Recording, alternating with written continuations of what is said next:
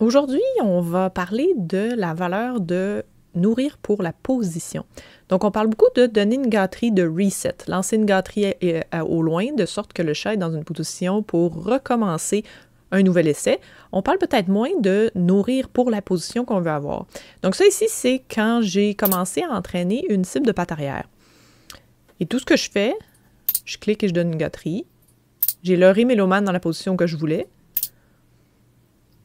Et après avoir fait plusieurs essais de ça, je mets une gâterie un peu plus loin et je vois s'il va lui-même ramener ses pattes. Et on n'est pas encore là. Bien, on refait encore un essai. Donc ça, j'ai fait ça plusieurs fois. Et éventuellement,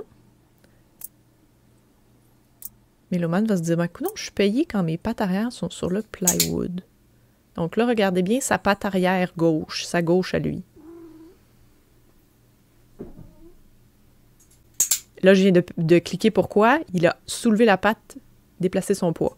Et voilà, premier moment où Méloman a été en situation de succès et où il a réussi à retourner mettre sa patte sur le plywood. Et naturellement, ici, j'ai deux surfaces contrastantes en termes de texture. Un autre belle patte. La serviette versus le bois. Puis le miroir aide ici parce que souvent, on ne voit pas les deux pattes. Et ça, c'est le premier essai où Miley a aussi compris. On le voit réfléchir. On voit les petits trous qui tournent. Et voilà. Donc, c'est vraiment une question de bâtir la valeur pour avoir mes deux pattes arrière sur le plywood. Et donc, où est-ce que j'étais? J'étais sur le plywood avec mes pattes arrière. C'est là que c'était payant.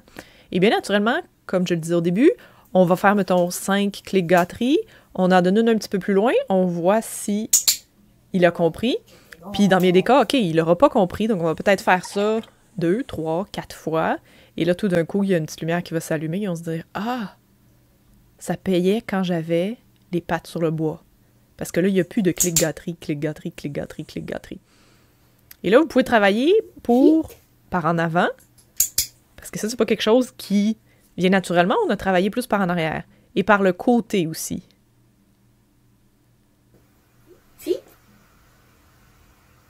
Parce qu'ils avaient tendance à beaucoup croire que ce que je voulais, c'était qu'ils reculent, mais en fait, ce que je voulais qu'ils comprennent, c'était que c'était la position de leur patte arrière sur quelque chose qui m'intéressait.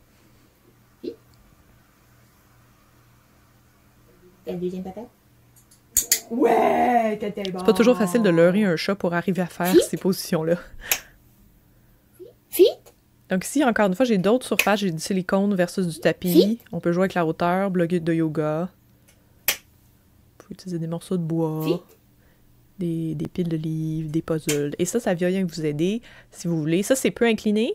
Un peu plus incliné, un peu plus incliné.